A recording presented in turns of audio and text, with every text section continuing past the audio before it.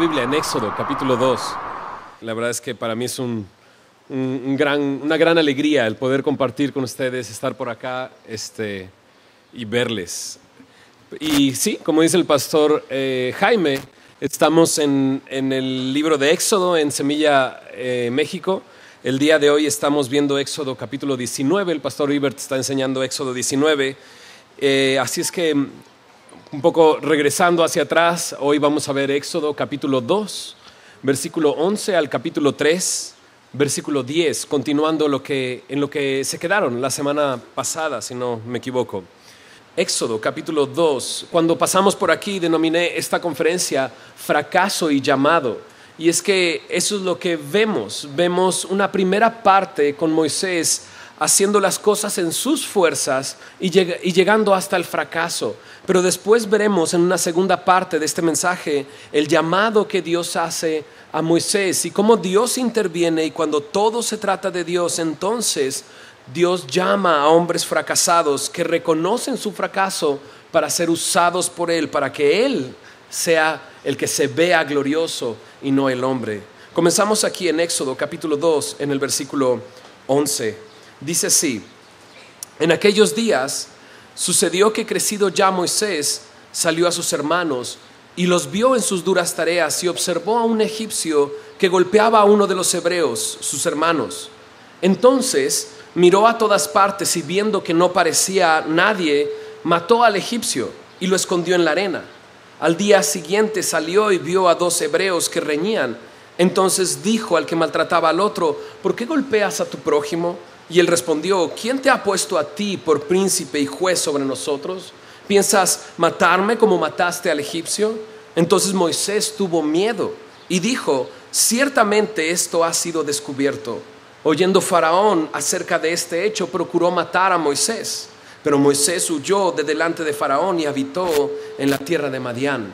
Esta primera parte vemos cómo Moisés, dice ahí, en aquellos días, crecido ya Moisés. La pregunta es, pues, ¿qué tan crecido estaba Moisés para este momento? Bueno, en Hechos capítulo 7, Esteban en su defensa habla acerca de esta porción de la historia de Israel y nos da un poco más de luz en esto. En Hechos capítulo 7, en el versículo 22, me dice ahí qué fue lo que hizo Moisés hasta la edad en la que esto está sucediendo. Pero en el verso 23 me dice: cuando hubo cumplido la edad de 40 años.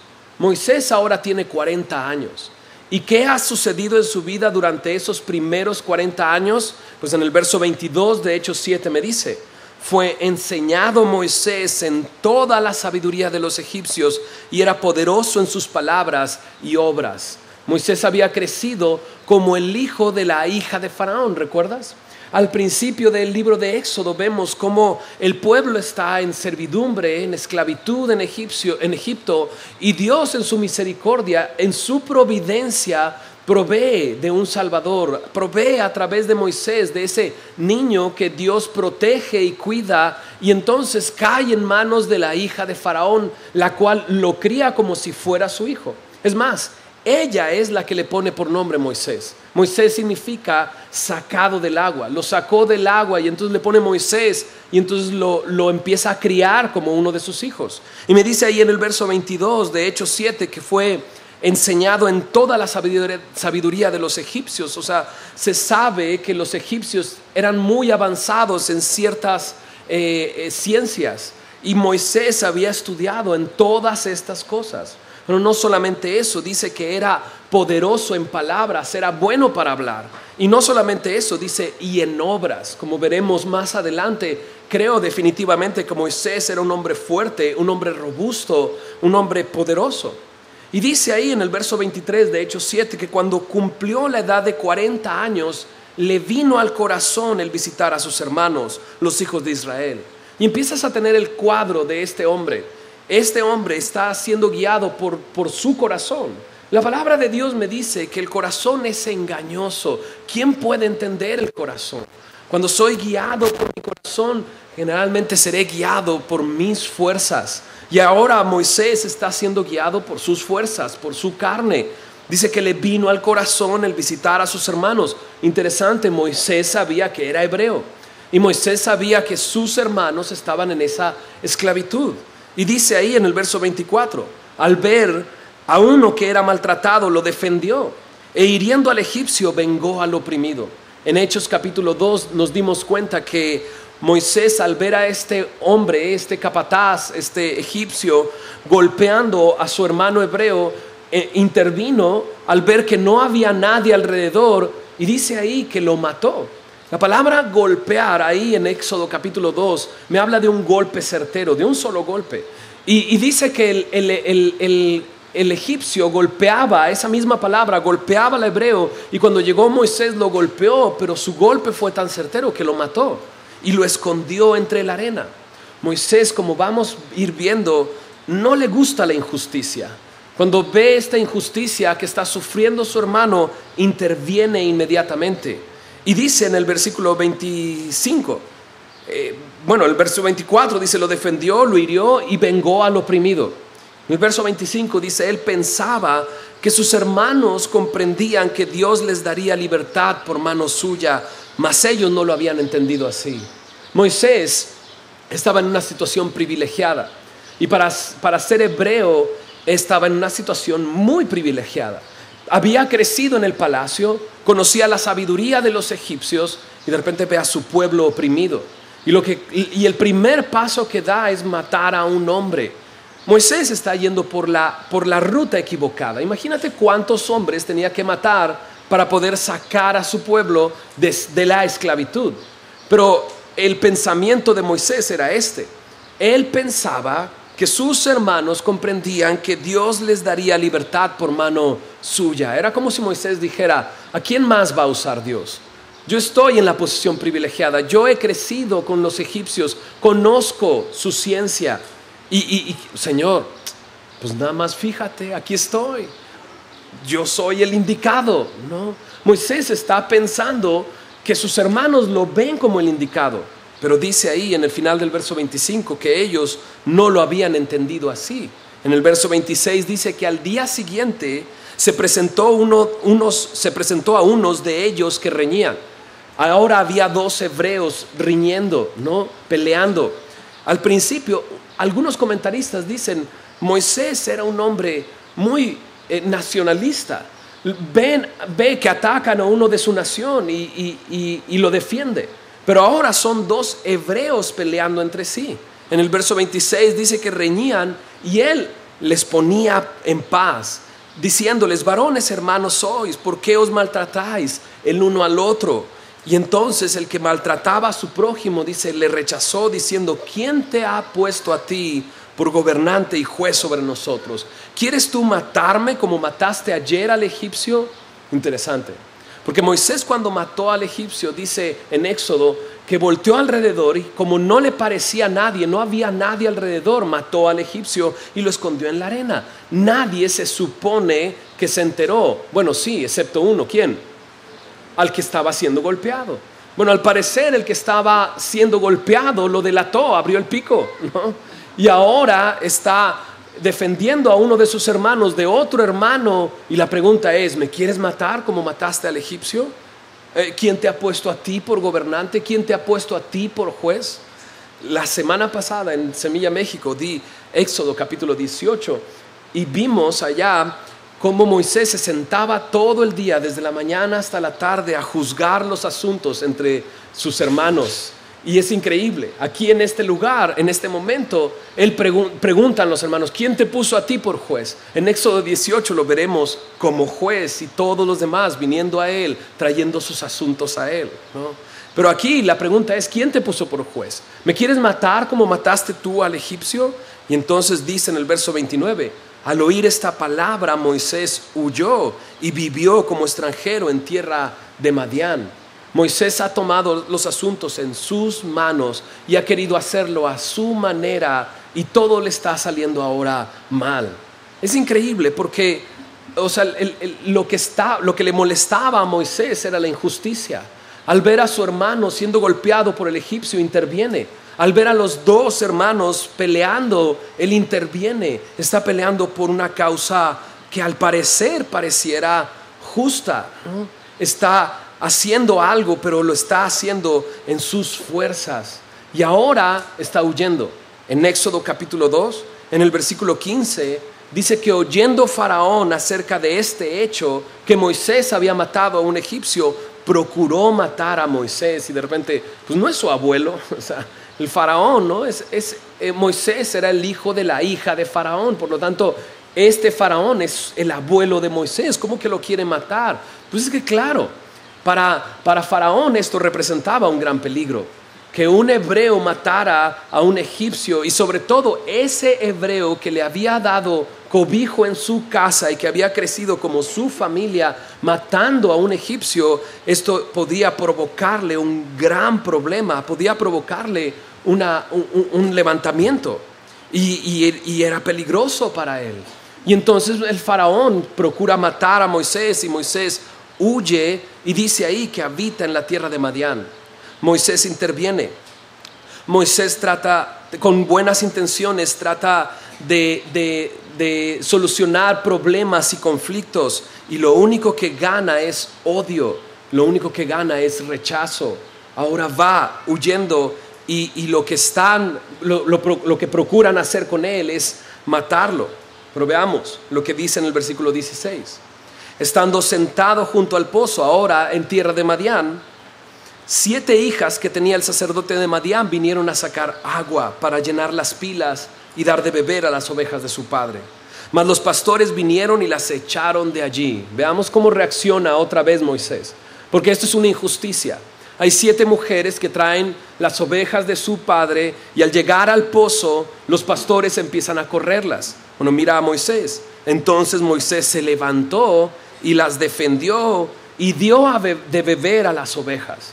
Moisés otra vez ve una injusticia.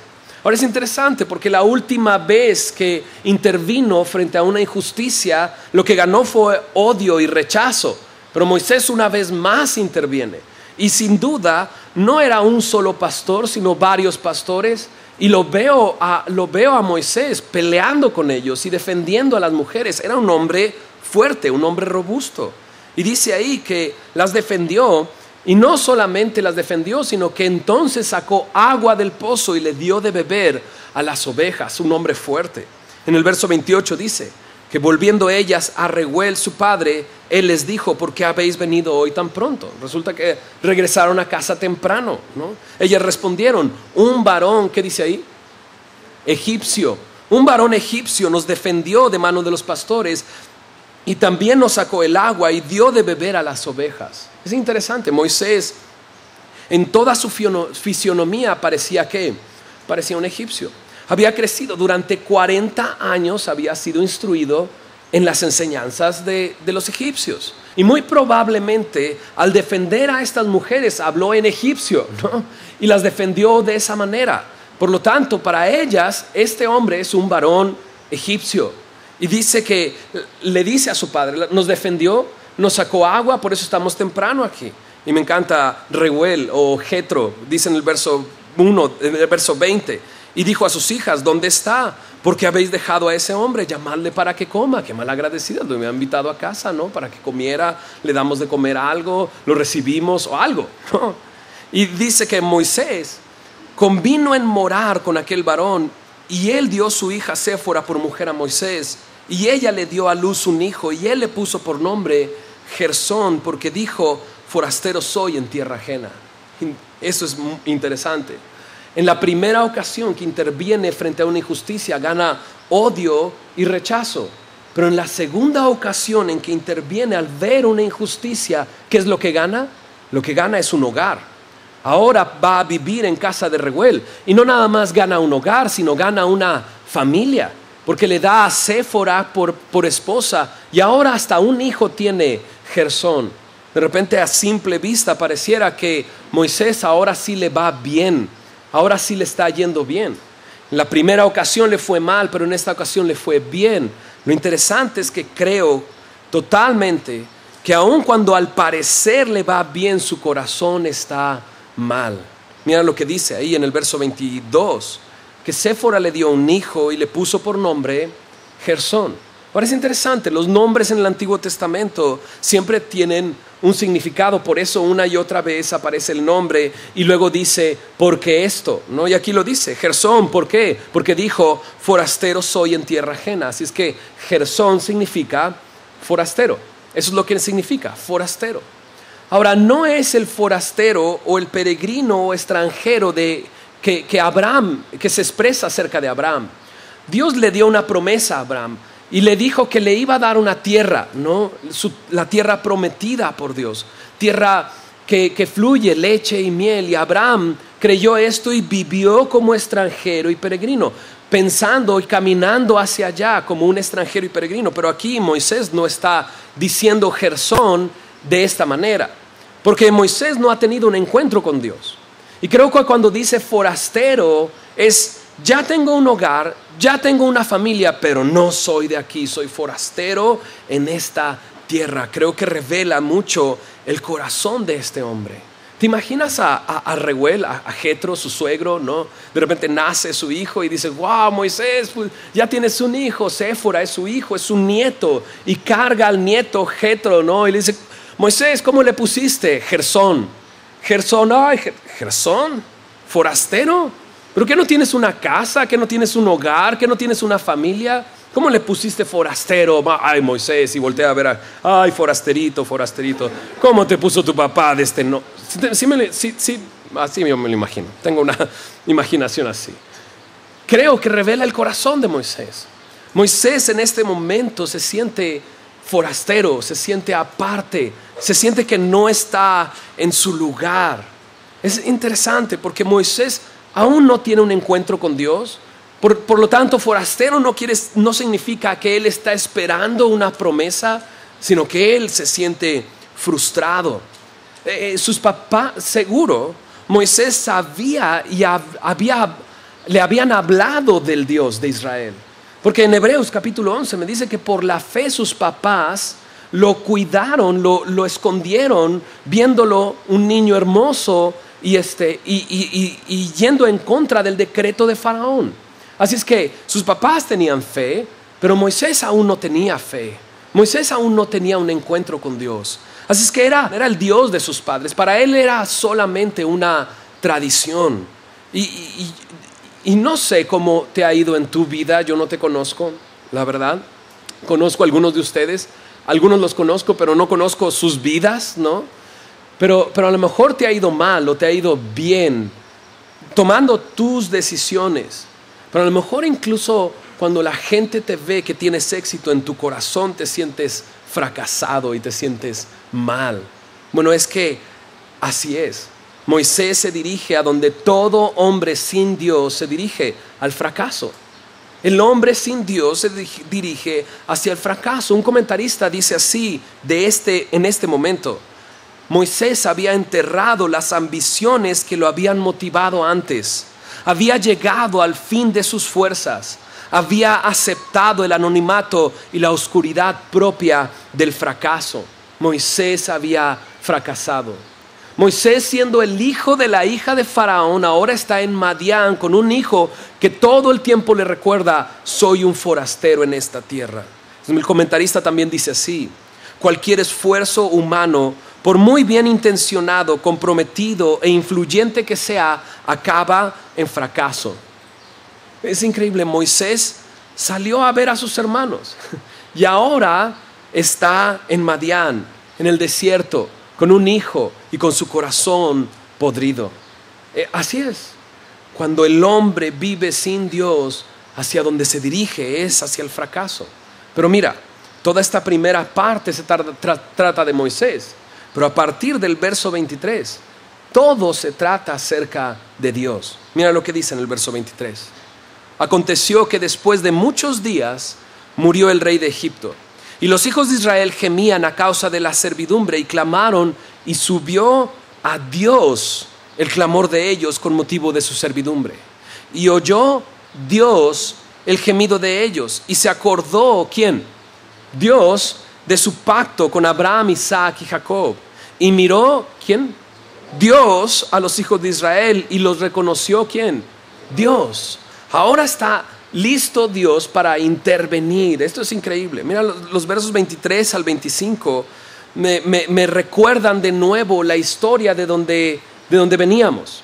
Pareciera que está contándote la historia de la servidumbre de Israel, y de repente se enfoca en Moisés y en su salida de Egipto, en su llegada a Madián, pero de repente es como, pero no se olviden, no ha cambiado la situación en Egipto. Es más, mira lo que dice en el verso 23. Aconteció que después de muchos días murió el rey de Egipto, y los hijos de Israel gemían a causa ¿de qué? De la servidumbre. Aquí me dicen varias cosas. Una, el paso del tiempo no soluciona tus problemas. Y creo que si tienes mi edad ya, bueno, a mis 25 años, no es cierto, a mis 36 años me he dado cuenta que el paso del tiempo no sana las heridas como veces nos dijo la abuela. No, el paso del tiempo sana las heridas. No es cierto. Pasa el tiempo y sigue en tu corazón eso que te sucedió y que te dolió, y el paso del tiempo no lo ha borrado. Al contrario, te topas con esa persona, lo ves o lo mencionan y ardes en tu corazón y dices, ¿cómo no le ha ido mal a esa persona?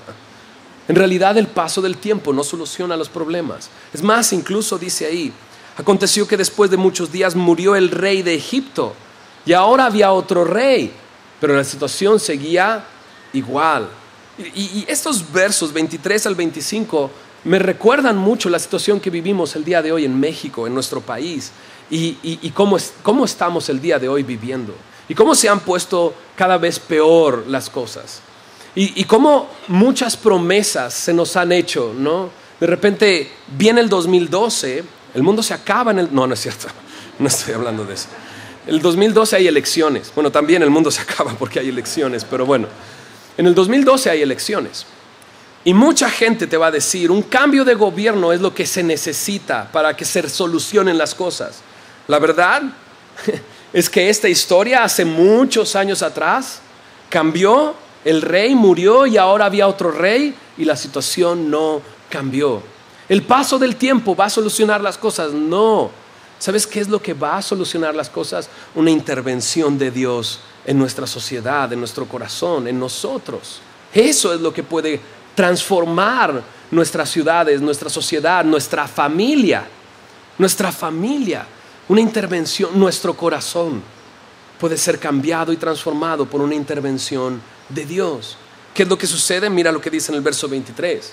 Que el pueblo de Israel, los hijos de Israel, gemían a causa de la servidumbre, clamaron y subió a Dios el clamor de ellos con motivo de su servidumbre.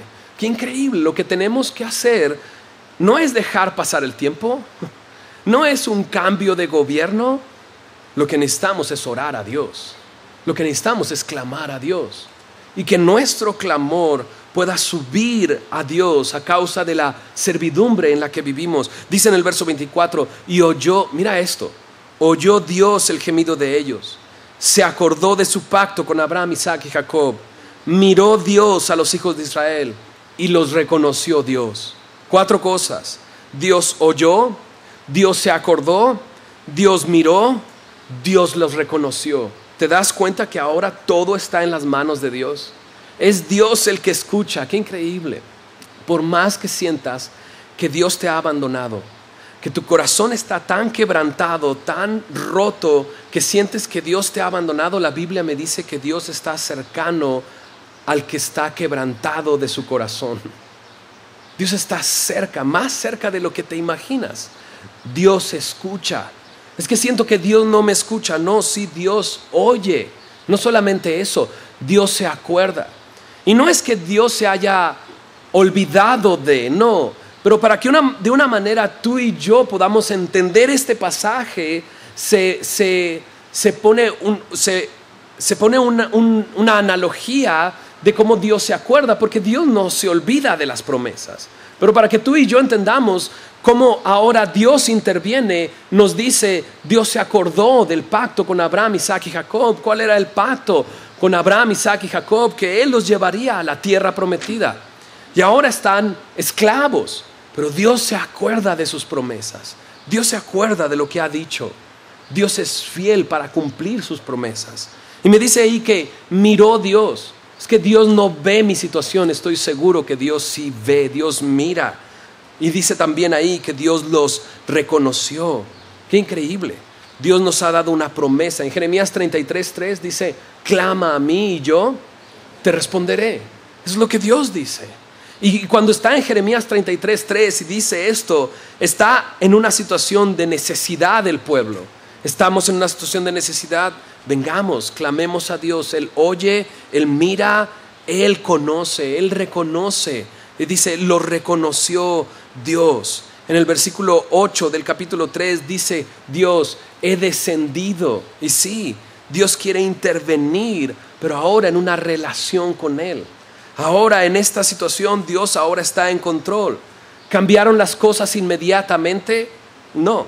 La verdad es que del verso 23 al 25 no se me da una referencia de tiempo. Sé que Moisés llegó a los 40 años a Madián. Y sé que en el capítulo 3, verso 1, en el momento en el que tiene este encuentro con Dios, ya pasaron 40 años más. El momento de 23, 24 y 25 no se define claramente. Quizás no hubo cambios inmediatos, pero los tiempos de Dios son perfectos. Y cuando Dios es el tiempo de Dios, es el tiempo de Dios y Dios lo hace.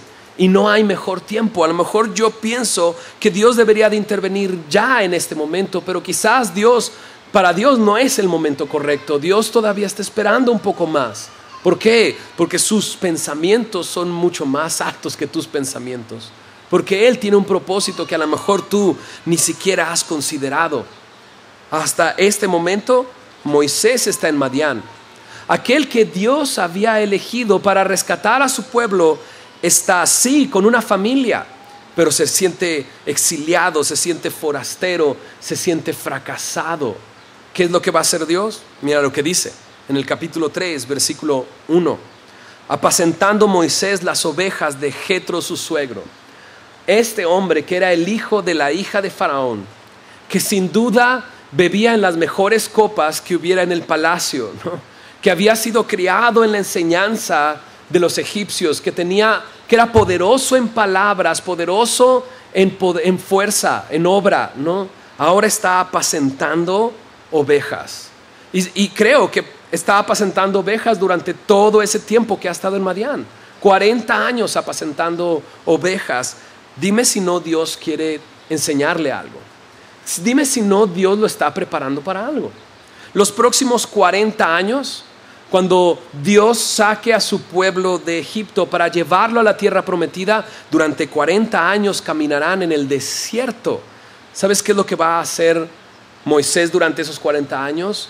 Va a estar guiando a un pueblo necio, terco, quejumbroso, malagradecido. Así es que son buenos 40 años apacentando ovejas para que después tenga que apacentar otras ovejas tercas y necias. Cerca de 2 millones de personas que estaban siendo guiadas por Moisés hasta la tierra prometida. Dios estaba tratando con este hombre, lo estaba quebrantando. Mira lo que dice en el verso 1. Apacentaba las ovejas de Jetro su suegro, sacerdote de Madián. Llevó las ovejas a través del desierto y llegó hasta Horeb, esto es el Sinaí, monte de Dios. Y dice ahí monte de Dios por lo que sucederá más adelante, no porque haya sucedido ya algo, sino por lo que sucederá después. En el verso 2 dice, y se le apareció el ángel de Jehová en una llama de fuego en medio de una zarza. Y él miró y vio que la zarza ardía en fuego y la zarza no se consumía. Entonces Moisés dijo, iré yo ahora y veré esta grande visión, ¿por qué causa la zarza no se quema? Hay algo que está sucediendo frente a sus ojos. Hay un arbusto que se está quemando pero no se está consumiendo. Y tú has visto cosas que se queman. Cuando comienza a quemarse algo se empieza a consumir inmediatamente, empieza a reducir en tamaño, empieza a hacerse cenizas, empieza a consumirse. Pero esta zarza, este arbusto no se está consumiendo. Y Moisés se sorprende de esto y entonces dice, iré yo ahora y veré qué es esto, esta grande visión, porque la zarza no se está consumiendo. La verdad es que ahora que estamos en Éxodo capítulo 19, lo único que me hace pensar es prácticamente decirle a Moisés, y no sabes lo que vas a ver adelante. O sea, esto de una zarza ardiendo que no se consume no es nada comparado con lo que Dios te va a dejar ver en un futuro. Te va a dejar ver ranas en todo Egipcio, hasta arriba de las cabezas de los egipcios, ¿no? Te va a dejar ver granizo cayendo desde el cielo, juzgando al pueblo de Egipto sin tocar a tu pueblo. Te va a dejar ver cómo la gente de Egipto te da todas sus pertenencias para que te las lleves y te corran. Y te va a dejar ver una pared de agua del lado derecho y otra pared de agua del lado izquierdo mientras pasas por seco el mar Rojo. Esto no es nada, Moisés. Pero para ese momento, esto es sorprendente para él. Y se acerca a ver qué era lo que él no estaba viendo en ese momento. Él estaba viendo solamente la zarza ardiendo. Pero mira lo que dice en el verso 2 al principio. Se le apareció el ángel de Jehová en una llama de fuego en medio de una zarza. Él a simple vista no está viendo que en esa zarza ardiendo está el ángel de Jehová. Para él solamente es algo que le sorprende, que lo ve y que no entiende por qué está sucediendo eso. Pero en realidad el ángel de Jehová está ahí. Ahora, a través de la palabra de Dios encuentro que este ángel de Jehová aparece una y otra vez en diferentes momentos en la historia de Israel. Y ya lo han visto acá, y lo vimos, lo hemos visto en Génesis. Y no puedo identificar a alguien más con el ángel de Jehová, sino con Jesucristo. Es la intervención de Dios en un cuerpo corpórea, interviniendo en la vida de las personas. O sea, ves al ángel de Jehová y ves que recibe adoración. No es un ángel cualquiera. ¿Por qué? Porque en Apocalipsis hay un momento en que Juan se inclina delante de un ángel. ¿Qué le dice el ángel? Levántate, ¿no? Yo soy un consiervo tuyo, adora a Dios. Pero este ángel recibe adoración, sin duda es Dios. Pero la Biblia también me dice que a Dios nadie le vio jamás, que el unigénito Hijo del Padre, Él le ha dado a conocer. Por lo tanto, creo que cuando me habla del ángel de Jehová, me está hablando de Cristo. Y me dice ahí que ahí está. Ahora es increíble, porque si Dios se apareciera como es en su santidad, no en esta forma como Jesús, sino Él en su presencia consumiría todo alrededor. La Biblia me dice que Dios es fuego consumidor. Eso es Dios. Pero Dios en su misericordia, el Señor puede estar presente en medio de gente pecaminosa, ya que si fuera Él mismo, su presencia los consumiría. Y ahora está ahí presente. La forma mediante la que Dios, el Dios Santo, puede estar con pecadores, eso es lo que está presenciando Moisés. ¿Te suena a alguien? ¿Te recuerda a alguien? Jesús. La forma en que Dios descendió a esta tierra para tomar un cuerpo como el nuestro y estar sentado en una mesa repleta de pecadores, de adúlteros, de publicanos. La manera en que Dios no consume a los pecadores de inmediato por su naturaleza. Aquí está ahora Moisés delante de Dios. El ángel de Jehová está apareciendo en medio de esta llama de fuego.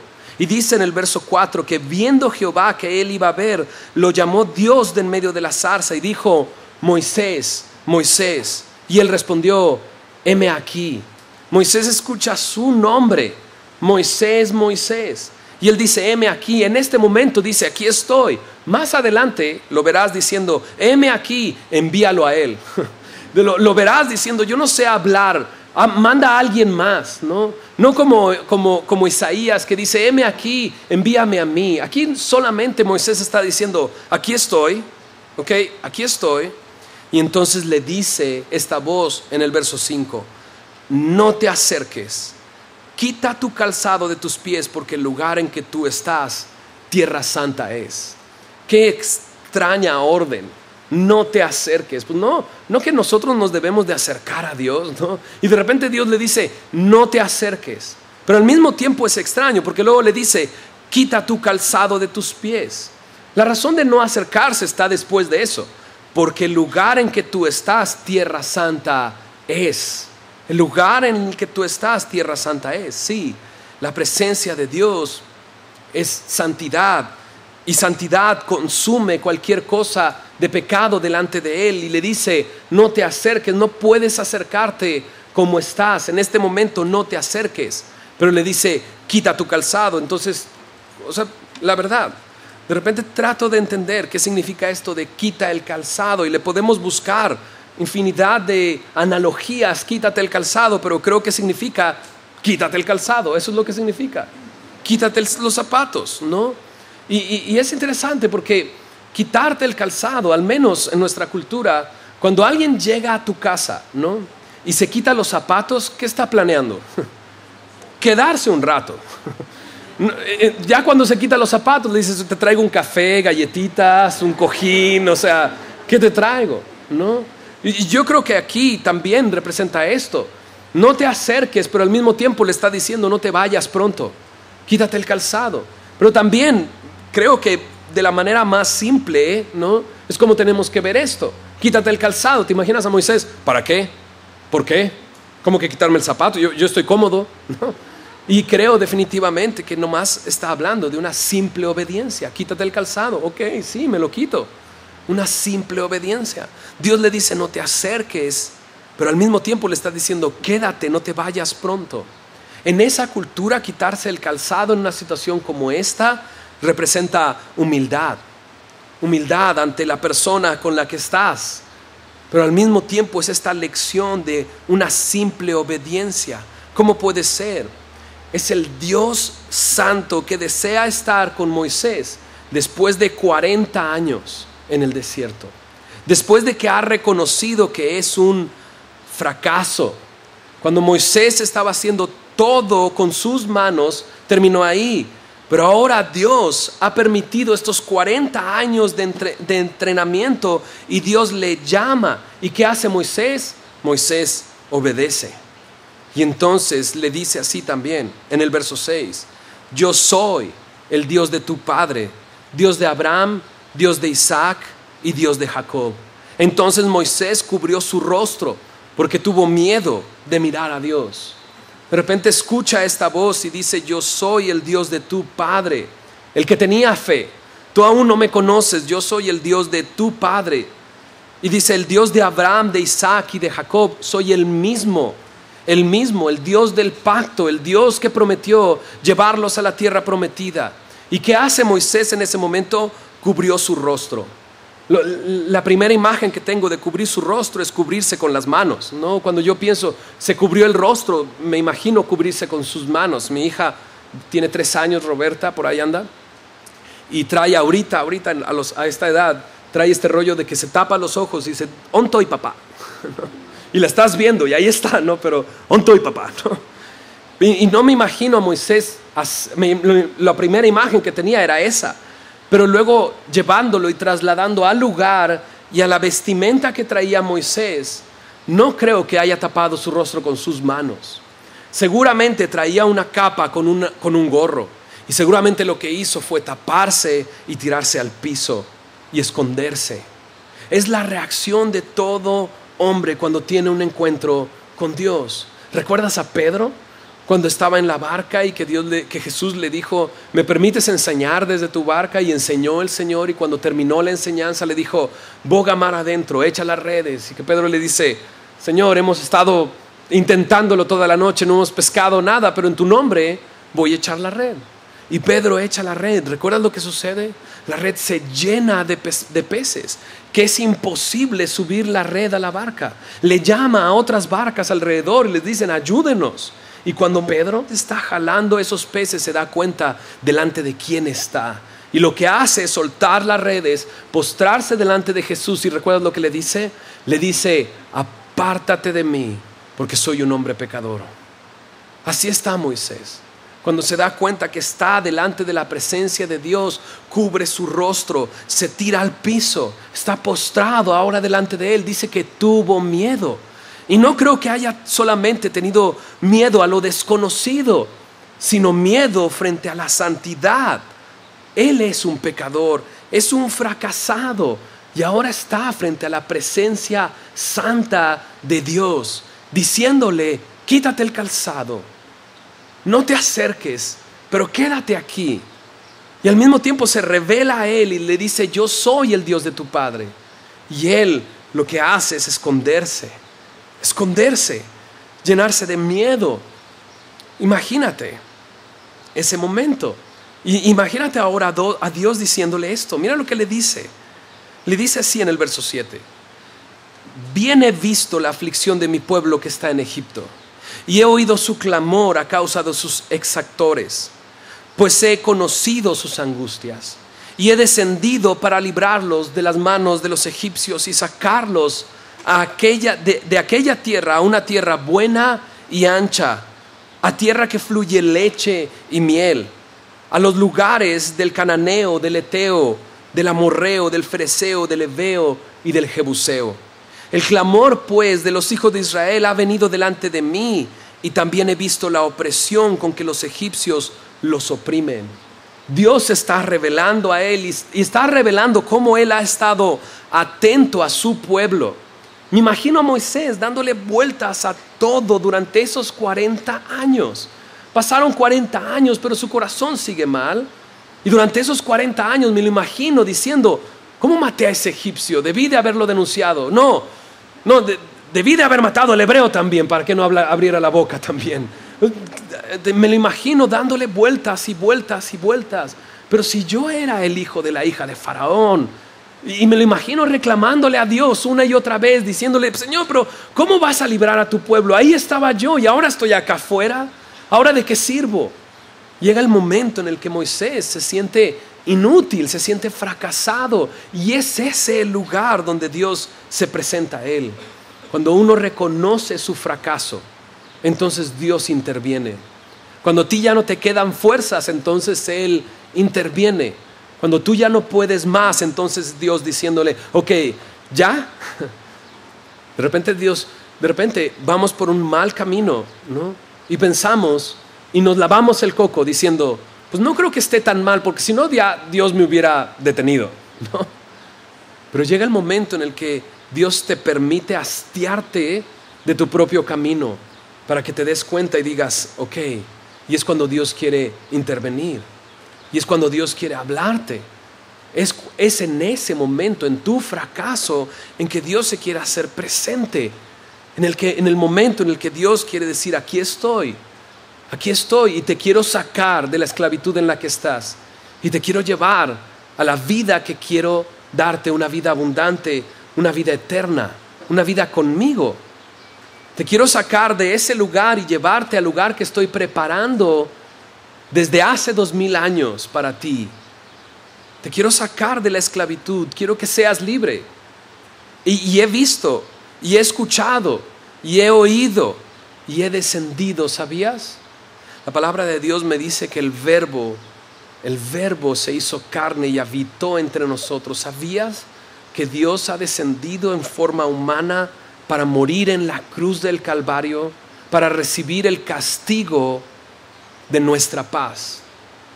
La paz que podemos tener con Dios, tuvo que haber un castigo para poder obtener esa paz, y Él recibió ese castigo en la cruz del Calvario, y demostró ser el Hijo de Dios, y demostró que había pagado el pecado cuando resucitó de entre los muertos. ¿Sabías que Dios quiere intervenir en tu vida? O sea, yo no sé cómo esté tu vida, no te conozco, no sé si estés en un momento de fracaso, en un momento en el que lo que hiciste te ganó el odio y el rechazo, o a lo mejor estás en un momento en que lo que hiciste te ganó un hogar, una familia, ¿no? Y a lo mejor la gente a tu alrededor te ve con éxito, pero tu corazón está mal, ¿no? ¿Sabes qué? Dios quiere intervenir en tu vida. Dios quiere venir y llegar a tu vida. Dios quiere hacerse presente.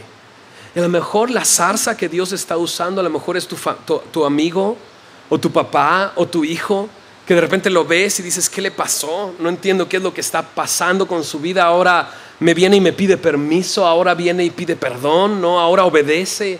O a lo mejor tu esposo, que antes salía de parranda, ahora ya no sale de parranda, y ahora estás más friqueada que antes. Preferirías que saliera de parranda, que anduviera viniendo a estas cosas, ¿no? Y a lo mejor es esa zarza que Dios está usando, sin darte cuenta que la presencia de un Dios santo está en esa persona, en tu esposo, o en tu hijo, o en tu esposa. Y Dios quiere traerte para que escuches su voz y que escuches tu nombre. Repetido 2 veces, Moisés, Moisés. Y que pueda revelarse a tu vida. ¿Sabías? La Biblia me dice, la fe viene por el oír y el oír por la palabra de Dios. Porque a lo mejor alguien te ha dicho, es que necesitas fe, lo que necesitas es fe. Y dices, ¿y dónde la compro para poder tener fe? ¿No? O sea, bueno, es que la Biblia me dice que la fe genuina, la que viene de Dios, la fe viene por el oír y el oír por la palabra de Dios. A lo mejor por primera vez estás escuchando su palabra y te hace sentido y dices, ok, está hablando de mí y está revelando lo que he hecho y está revelándome un Dios que quiere relacionarse conmigo. Bueno, eso es fe que Dios te está dando al oír su palabra.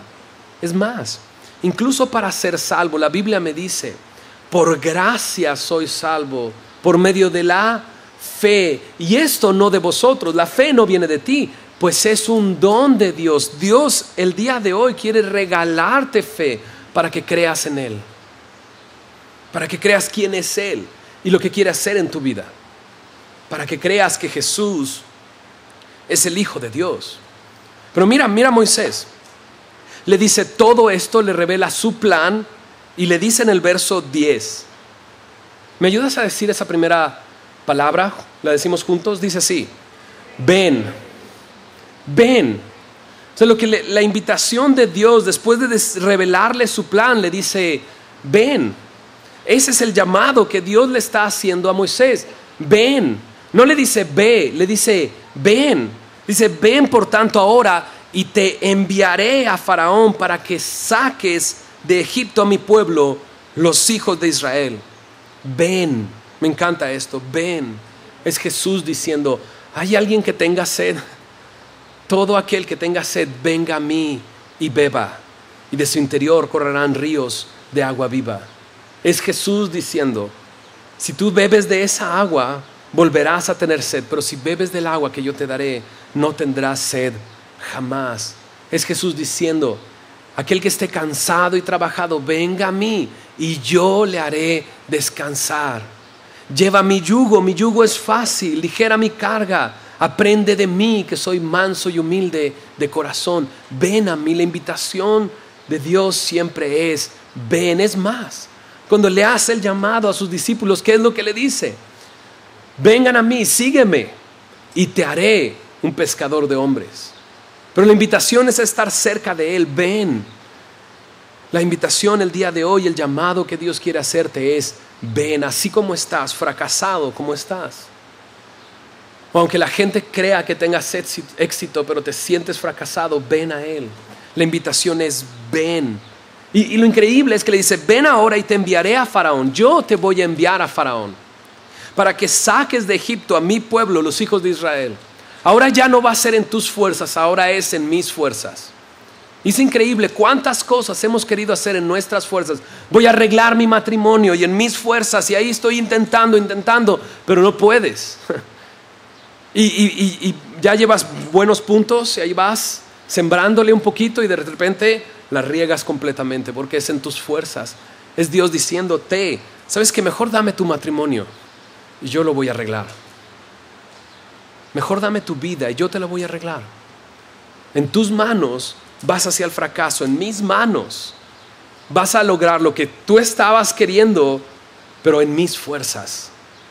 Es increíble. Dios quiere intervenir en tu vida. Y lo más increíble es que Dios te quiere usar. Porque a lo mejor tú ya lo conoces, ¿no? Y de repente ves en Moisés y dices, ahora entiendo. Muchos de nosotros llegamos ahora entiendo, cuando ya estábamos enseñando la Biblia y digo, ok, ya entendí que eres tú, ya entendí que no soy yo, ya entendí que no me llamaste porque encontraste algo en mí, sino por quien eres tú. Es más, ya entendí que me llamaste a mí por lo que no encontraste en mí, para que tú te veas glorioso, para que tú te veas hermoso y no yo. ¿Te das cuenta? A lo mejor tú ya le conoces, a lo mejor ya le estás sirviendo. Date cuenta, si le estás sirviendo, que el llamado es ven. El llamado no es ve, el llamado es ven, pasa tiempo conmigo y yo te diré qué es lo que tienes que hacer. A lo mejor ya tienes muchos años en el Señor y a lo mejor así te sientes. No han pasado 40 años, a lo mejor ya pasaron 10 años y sigues preguntándote, pero ¿por qué, Señor, todavía no te puedo servir? No. Pues a lo mejor Dios quiere que esperes otros 30 años más. El tiempo que sea necesario en el que Dios trabaje con tu corazón, y cuando estés listo y cuando digas, sí, soy un fracasado, entonces Dios puede intervenir y te quiera usar. ¿Qué debo de hacer? Cualquiera de nosotros, si quizás estás aquí viendo una zarza ardiendo, que no entiendes por qué está ardiendo y no se consume, y estás escuchando por primera vez a Dios diciéndote, ven. O quizás tengas un tiempo en el Señor y te sorprendas de que si estás sirviendo es por el llamado que Él ha hecho. O quizás no le has servido y te preguntas ¿por qué no? Lo primero que debes de hacer es reconocer tu fracaso. Reconocer, Señor, yo no soy nadie. Reconocer, ¿sabes qué, Señor? Soy un inútil. Toco algo y la riego, Señor, mejor hazlo tú, y toca tú y hazlo tú. Lo segundo es tener un encuentro con Él. Y es así de simple, tener un encuentro con Él. La Biblia me dice, de modo que si alguno está en Cristo, nueva criatura es. Las cosas viejas pasaron, he aquí todas son hechas nuevas. Y puede suceder en un instante. En Juan 1:11 me dice, a lo suyo vino y los suyos no le recibieron, mas a todos los que le recibieron, a los que creen en su nombre, les dio la potestad de ser hechos hijos de Dios. En un instante. Si tú el día de hoy le recibes y crees en Él, crees en su nombre, crees en su carácter, crees en lo que Él es, crees en Jesús como el Hijo de Dios, serás salvo. Y no solamente eso, pasarás de ser un fracasado, un pecador, a sorprenderte y en un instante ser su hijo. Dios puede cambiar tu vida con un encuentro con Él. Moisés va a regresar, pero va a regresar otro. La próxima semana, bueno, el pastor Jaime ya sabrá hacia dónde ir la próxima semana, pero verás que este encuentro no termina aquí. Moisés va a empezar a soltar cómo él es inútil, cómo él no puede, cómo cree él que mejor manda a otro, yo no puedo hablar, y lo vas a ver poniendo excusas para no obedecer, y Dios insiste en su misericordia. En su misericordia es Él el hombre que quiere usar Dios, ¿no? Pero lo vas a ver cómo ha sido transformado, cómo obedece a Dios después, cuando pareciera que es una mala decisión, pero obedece y se da cuenta y cómo se levanta en fe y le dice al pueblo, hey, no tengan miedo, levántense y vean la salvación que Dios va a hacer este día. O sea, Dios quiere transformarte. Dios quiere hacerte el día de hoy su hijo. Dios quiere que el día de hoy abras tus ojos y te conviertas y que pases de las tinieblas a su luz, que recibas el perdón de pecados, que recibas una herencia con Él como su hijo. Dios quiere hacer una obra en ti. No te rehúses, no te niegues. Si escuchas el día de hoy su voz, no endurezcas tu corazón. Dios quiere usarte y Dios quiere llamarte. Y te dice, no te acerques, pero quita tu calzado. Dices, recibir a Cristo, ¿cómo que recibir a Cristo? Nada más, pues sí, es una simple obediencia a lo que Dios requiere de ti. Quítate el calzado, quédate por un buen rato, quédate en su presencia, quédate en Él. Él quiere transformarte, Él quiere hacerte una nueva criatura. ¿Oramos? Señor, gracias por tu palabra, Señor. Gracias, Señor, por ser tan fiel, Señor.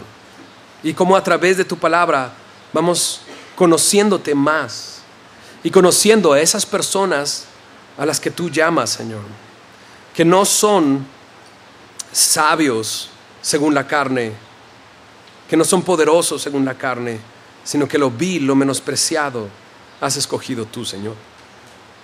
Lo débil, Señor, lo necio, para que tú, Señor, entonces te veas glorioso, para que nadie se pare delante de ti y se gloríe a sí mismo. Señor, sino lo que tú quieres hacer el día de hoy es llevarte toda la gloria, Señor. Y Señor, yo no sé, pero tú sí sabes el corazón de cada uno de los que estamos aquí, Señor. Y conoces nuestro corazón de tal manera que no hay nada oculto, Señor. Que aún lo que hemos aparentado, Señor, tú sabes la realidad, Señor. Y Señor, si estamos en el punto de sentirnos de esa manera, fracasados, Señor, Señor, ayúdanos a saber que tú nos has llevado a ese lugar, Señor, para revelarte a nuestras vidas, Señor, y que el paso del tiempo no va a cambiar las cosas. Ayúdanos a ver cómo tú has escuchado, has visto nuestra aflicción, Señor, y cómo tú quieres intervenir en nuestras vidas. Señor, ya sea que por primera vez estemos viendo una zarza ardiendo, Señor, que estemos viendo algo que no entendemos, pero que tú estás ahí y que hemos escuchado nuestra voz, Señor. Hemos escuchado tu voz, nuestro nombre. Señor, que el día de hoy podamos rendirnos, Señor. Que el día de hoy, Señor, podamos postrarnos, ocultar nuestro rostro, Señor, ante tu presencia, Señor. Sentirnos avergonzados por lo que somos y por quién eres tú, Señor. Y que podamos escuchar tu voz, Señor, diciéndonos: ven, ven. Señor, y que todo aquel que escuche ven pueda ir a ti, Señor, por ese camino nuevo y vivo que tú has abierto a través de tu sangre, Señor Jesús, a través de tu sacrificio en la cruz del Calvario, Señor. Señor, tu palabra dice que en la cruz tú nos reconcilias contigo mismo, Señor. Y yo sé, Señor, que algunos de nosotros nos quieres llevar a la cruz para reconciliarnos contigo, Señor, para que nuestras vidas puedan ser nuevas a partir del día de hoy. Tú nos hagas nuevas criaturas, nos hagas tus hijos, Señor. Haz tu obra, Señor, en el corazón que está así en este momento, Señor. Señor, te damos toda la gloria a ti y toda la honra a ti, Señor, porque tú eres merecedor de esto, Señor. En el nombre de Jesús. Amén.